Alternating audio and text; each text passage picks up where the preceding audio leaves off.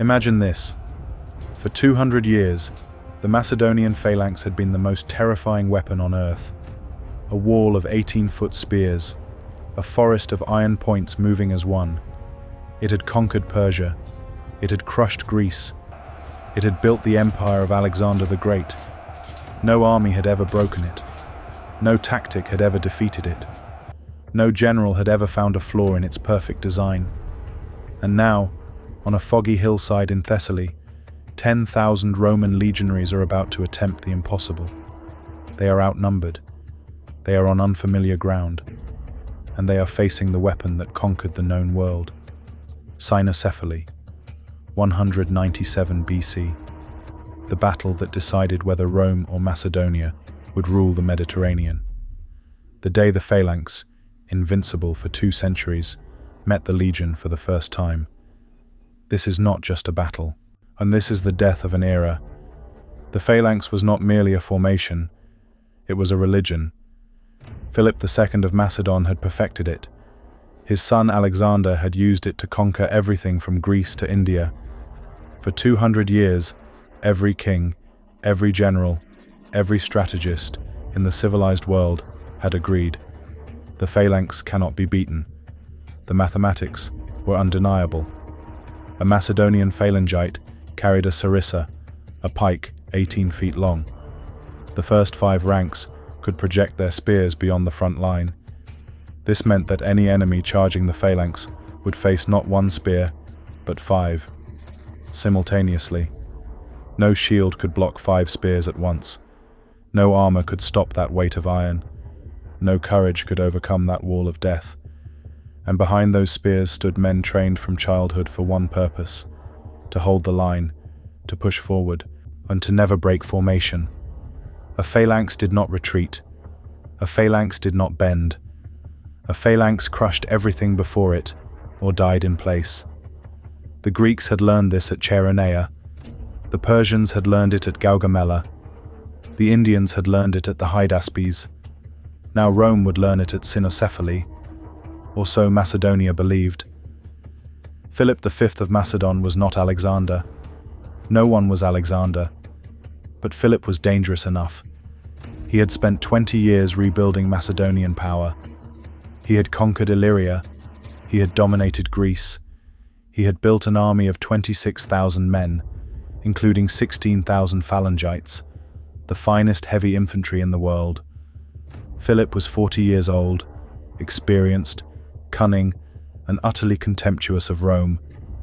He had watched the Romans fumble through 2 years of indecisive campaigning in Greece, and he had seen their legions, shorter swords, smaller shields, looser formations.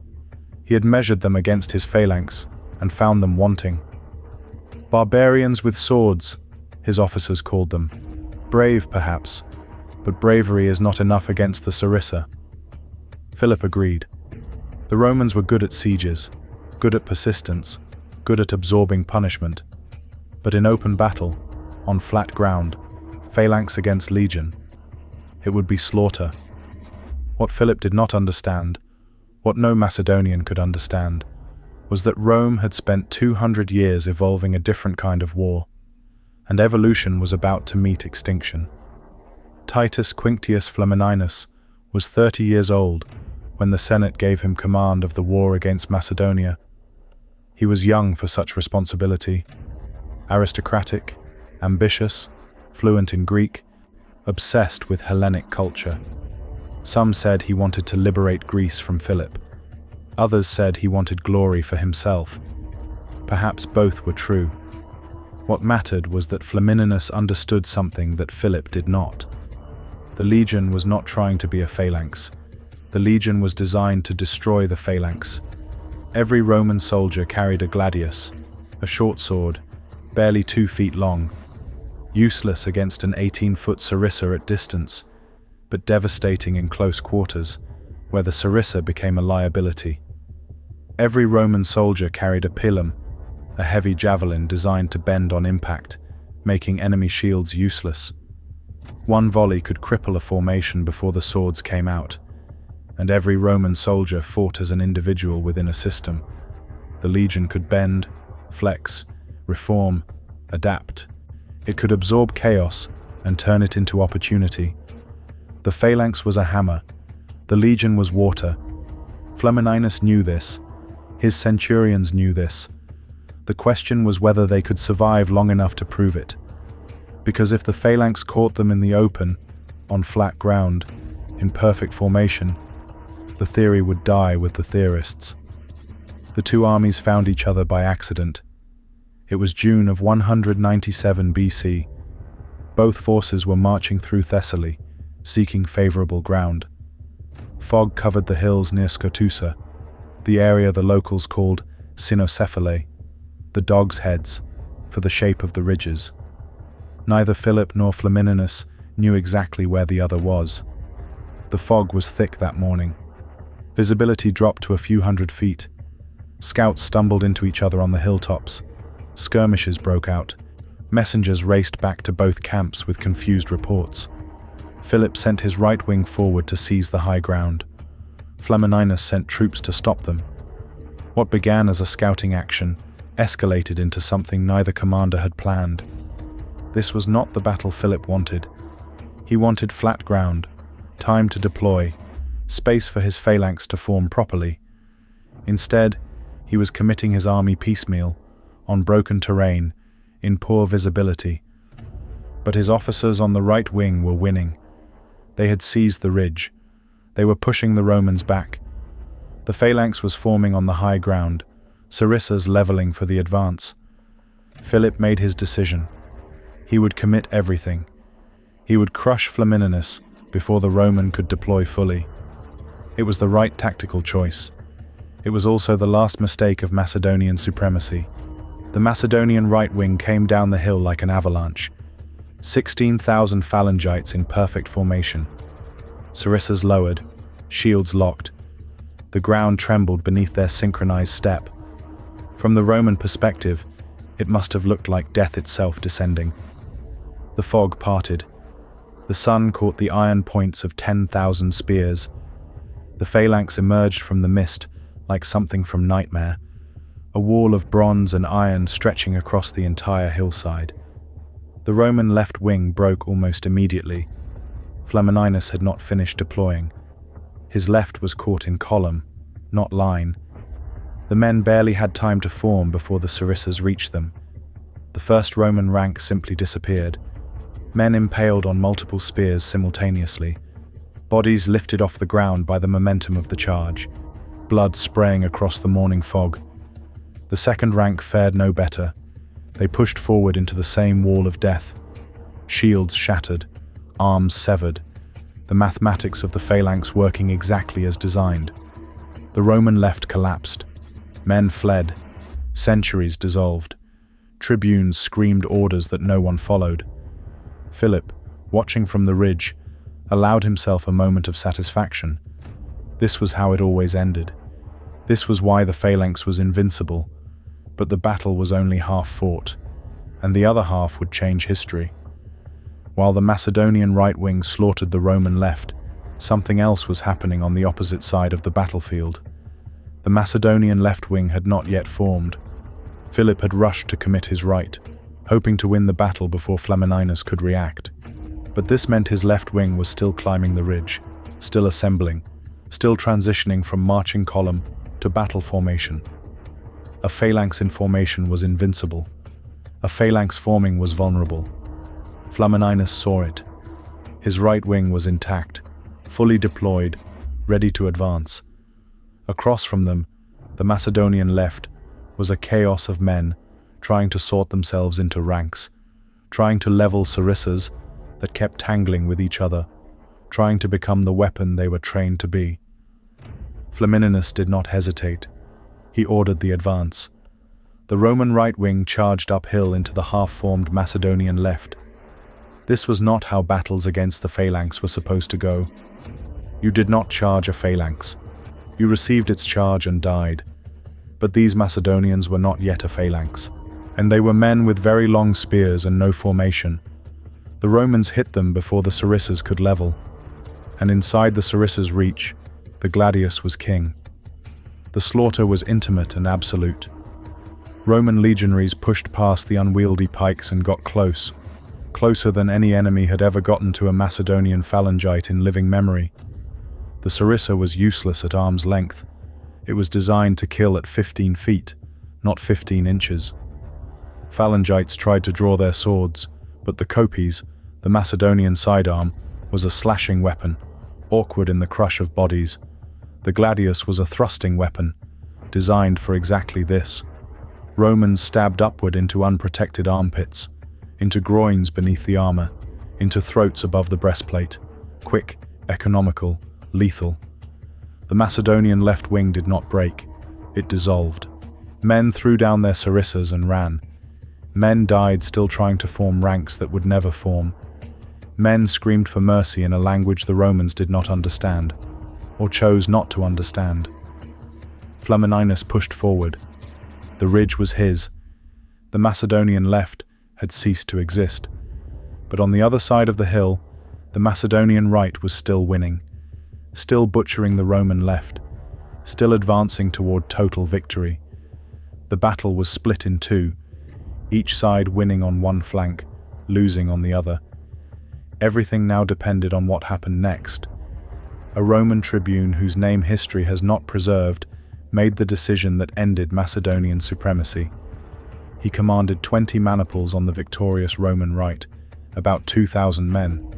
He could see the Macedonian right wing below him, still grinding forward, still destroying the Roman left, and their backs were to him. Their formation was still perfect, still focused forward, still unaware that their left wing had ceased to exist. Standing orders were to hold position, to wait for commands from Flamininus, to consolidate the victory on this flank before risking it on another. The tribune ignored his orders. He wheeled his maniples to the left. He led them down the hill. He struck the Macedonian right wing from behind. 2,000 Romans hitting 16,000 Macedonians in the rear. The Phalanx, that perfect weapon, that invincible formation, had one fatal flaw that 200 years of victory had hidden. It could only face one direction. The sarissa could not be turned quickly. The formation could not pivot. The men were packed so tightly that individual movement was impossible, and the Phalanx was designed to crush what was in front of it. It had no answer for what came from behind. The tribune's 2,000 men carved into the Macedonian rear like a knife into flesh.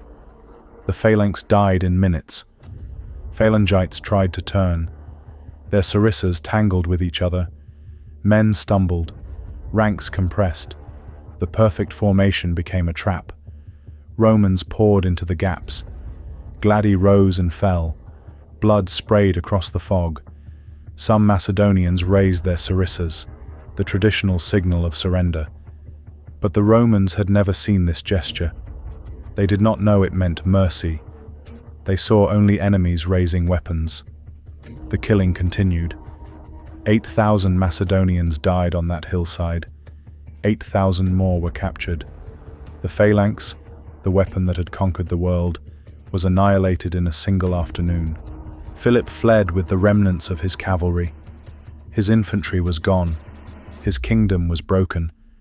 His dream of Mediterranean empire died on the dogs' heads. Flamininus had lost perhaps 700 men. The mathematics of war had changed forever. The Romans did not understand what they had done.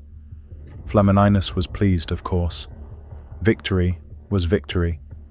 But to Rome, this was simply another successful campaign, another enemy defeated, another step toward Mediterranean dominance. They did not realize they had killed a god. For 200 years, the Phalanx had been the ultimate weapon. Kings had built empires on it. Generals had staked their lives on it. The entire military science of the Hellenistic world rested on the assumption that the Phalanx, properly deployed, could not be beaten. Cynoscephalae proved that assumption was a lie. And the Phalanx was not invincible, it was inflexible. On perfect ground, with perfect deployment, with time to form, yes, it was devastating. But war is not perfect. Terrain is not flat. Battles do not wait for formations. The legion could fight in hills, in forests, In cities, in chaos, it could bend without breaking. It could lose a flank and win a battle. It could adapt. The Phalanx could only do one thing, and when that one thing failed, it had nothing left. Philip surrendered within weeks. The terms were harsh but not annihilating. Yet, Macedonia lost its navy, lost its possessions in Greece, paid a massive indemnity. Philip remained king, but a king in chains, his power broken, his pride crushed. Flamininus became a hero. At the Isthmian Games of 196 BC, he declared the freedom of Greece, a masterstroke of propaganda that made Rome appear as liberator rather than conqueror. Greeks wept, they cheered, they believed. They did not understand that freedom, under Roman protection, was simply a gentler form of empire. But the true consequences of Cynoscephalae took generations to unfold. 30 years later, Rome would return to Macedonia. Philip's son Perseus would try to rebuild the Phalanx, try to restore Macedonian glory. He would meet the legions at Pydna in 168 BC. The result would be the same, worse even. 20,000 Macedonians dead, the kingdom abolished, the royal line extinguished, Macedonia erased from the map. And it did not stop there. The Greeks learned that Roman freedom came with conditions. When they resisted, Rome showed its true face. In 146 BC, and the same year Carthage burned, Rome destroyed Corinth, Greece's richest city. They sold the population into slavery. They melted down the art for bullion. They made an example that the Mediterranean would never forget. Cynoscephalae was not just a battle, it was an extinction event. The Phalanx had ruled for 2 centuries. After Cynoscephalae, it never won a major battle again. The weapon that conquered the world became a relic, a curiosity, a reminder of a glory that would never return. The legion had arrived, and the legion would rule for 500 years. 200 years of Macedonian dominance ended in one foggy morning. One anonymous tribune, one decision to ignore orders and attack. History does not record that tribune's name. Perhaps he was killed later that day. Perhaps he lived to old age and told his grandchildren about the morning he killed the Phalanx. We will never know. What we know is this: empires rise on innovation and fall on tradition. Macedonia believed the Phalanx was eternal. Rome proved that nothing is eternal. On the dogs' heads, in the fog, with blood soaking into Thessalian soil, the ancient world ended and the Roman world began. The Phalanx had ruled for 200 years. The legion was just getting started.